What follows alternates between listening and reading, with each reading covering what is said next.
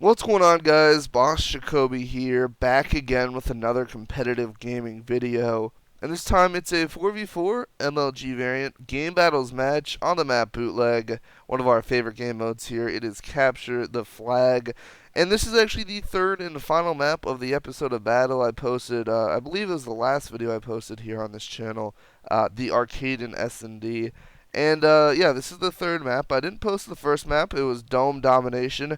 We unfortunately lost that map, and I wasn't recording live, so I don't have it. I didn't actually record the Arcade or the Dome live, and then I figured I'd record this one live.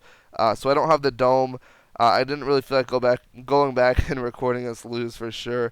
But you know, it's Dome Dom for sure. I mean, yeah, they beat us, but I mean, we've won more on that map in game mode than we've lost, and we still don't like it. It's not a game mode.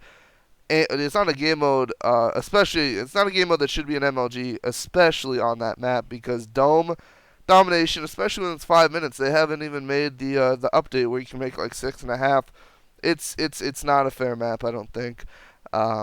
We don't like it. But anyways, this map's Bootleg. Let's talk about this map. And yeah, so Bootleg CTF. This was a map that I definitely overlooked going into the game. I thought that this was a good map, but I didn't think it would be a good MLG map. It kind of reminded me of Chinatown, as I'm sure it did for a lot of you guys.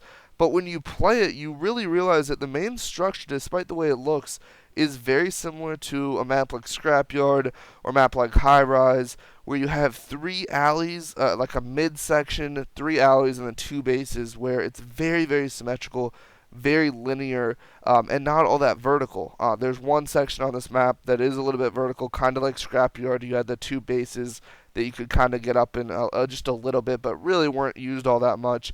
High Rise was way more vertical because you had people up on the helipad and up on the metal beams or whatever you want to call it behind the barrels up there. You had that kind of stuff for sure. So High Rise was vertical, but for this map, this is a very, very solid MLG map. I would be surprised if this wasn't picked up. And this is probably my favorite map, or probably one of my favorite maps for sure. I'd say Bootleg. Bootleg is probably getting up there, to be honest with you. Bootleg, then maybe Lockdown and Hard Hat. C-Town, not all that much, to be honest. I just got to scrim that a little bit more. We've had not all the best luck there on that map. But anyways, Bootleg, the way you want to play it, and this is very similar to how you want to play most CTF maps in this game specifically, is you, instead of in the past games, you essentially wanted to make stuff happen by getting kills and then going for the flag. In this game, you kind of want to get a sneak pull and then make stuff happen. Kill a few people. Maybe you get one or two down and then pull a flag, and then you guys have to really lock it down and watch your spots. This isn't really a game where there's going to be one specific route that you keep running. I think like Hanoi, you ran it pretty much spotlight side every single time. You never really, went up the middle too much unless you absolutely had to. You never went into jail really unless, somehow they were over by spotlight, but that rarely happened. But this game is a game where you can go anywhere you want as long as your team is set up. You can take it far street side, you can take it chicken coop, or you can go up the middle. As long as your team is there and knows where you're going and you communicate that to them, you should be good to go. So anyways, right here, I know I kind of ran back into their spawn. Probably wasn't the best idea, but I knew somebody was chasing me. That's my fault. As far as our team composition goes, Bomber is more or less the objective player, as am I. We're kind of switching off, I guess you could say. But for this game specifically, because this is just about a few days ago and we kind of switched since then, back then, a couple days ago, it's not really back then. But anyways, he was more the objective. I was the support, so I wasn't really trying to pull flags as much as I am now currently. But again, he's playing objective. I'm playing objective support. Then Zim and Casper just getting kills. They don't even care. They just drop kills, and there's rarely a map when they don't drop 20. Both of them. They're just a fantastic little duo there. And then Bomber and I are kind of a duo in that we play the objective side, they play the slang side, and they both complement each other perfectly. And that's what we've found at least to work. So anyways, the team we're playing, guys, I think I mentioned this in the past video. They were, I think, 15-0 when I made that video. And right now, or when I'm commentating this at least, I think that they were 20-0. with the exception of our match. So that's either 21-0 or 20-1. And obviously this first side we tied it up 0-0. Nobody was able to get a flag. Pretty even across the board. I think somebody had 15 kills. I didn't quite catch who that was. Oh, Zim, yeah, one of our Slayers. Casper was second, I believe, even though he was below me. I had 7, I believe. Bomber had 6. So it's about right for the roles that we're playing. As far as the guns that I use, I am using rapid fire here because it's actually not banned in game battles. And it was actually you'll see me start off this map. I didn't really I didn't really use it all that well. I stuck with it that one time, and then I think I failed again, and then I switched out of it. It's really good if you can handle it, and usually I can, but for some reason it wasn't working out here, and I switched back. But as far as guns are concerned, I use 2 guns now. I stick to the MW2 guns, ACR, UMP. I don't really stick out, or I don't really try out any other guns. Um, G36 is a great gun. I actually do use the P90 in Search and Destroy primarily because it's the gun or the SMG I prefer with the silencer. I don't really like the UMP too much with the silencer, so I use that if I want to rush. The MP7 is good. It's not my gun though. I don't really like it. I've never been into those guns that shoot really really fast like that. That don't do much damage. Although I guess the P90 is like that. But it feels like the P90's hip fire is a little bit better. And it's a gun I'm more familiar with. I've played with it longer since COD 4, MW2, and now this game. So that's kind of why I like the gun. But as far as this game's happening right now, we actually had their flag. I think it got returned, and it's still 0-0.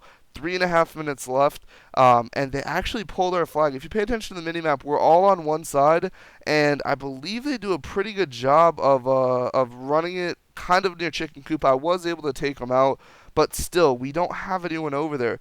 Zim's not in a great position to pick him off. He's too far in the middle. He gets taken out. We have one guy in their spawn, but he doesn't have much to do either. I mean, he has to try and clutch it against 3 or 4 of the opponents.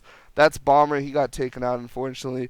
So off the respawn with 3 minutes left, we're down by 1 flag. That was, by the way, my last kind of attempt with rapid fire, and I slapped on my regular extended mags after that. The Type 95, by the way, that's like a last case scenario. That's like, oh shit, we need a win, so let me pull that gun out. That's I don't really like using it. I've said that before.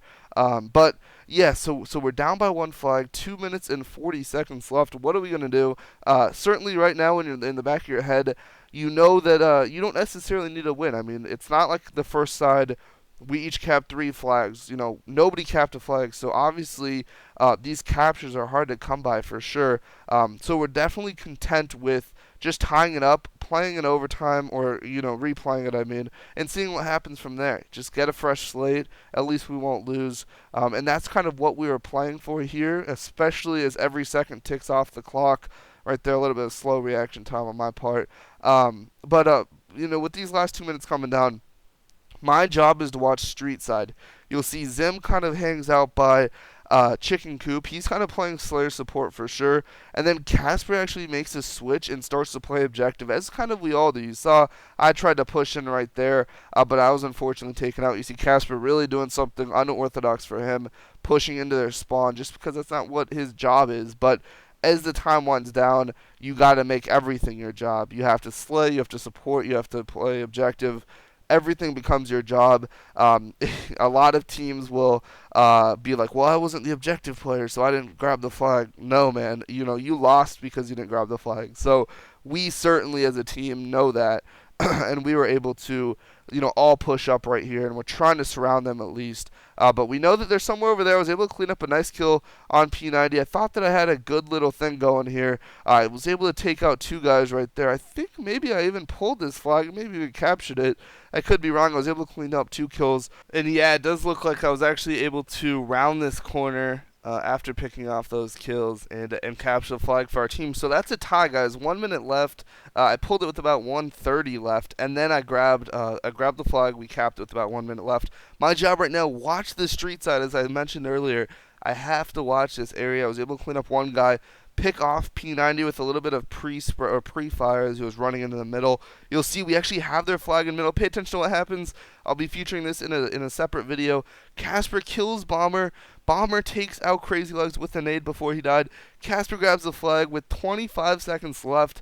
We are able to secure the lead, or we were able to take the lead rather by securing the go-ahead flag, and that's pretty much how the game ends, guys. We were able to secure 2 flags in the last minute and a half, about 90 seconds, and that's really the end of the game. Hopefully you guys enjoyed. They pretty much gave up after that, as you saw one guy left when we capped that second flag.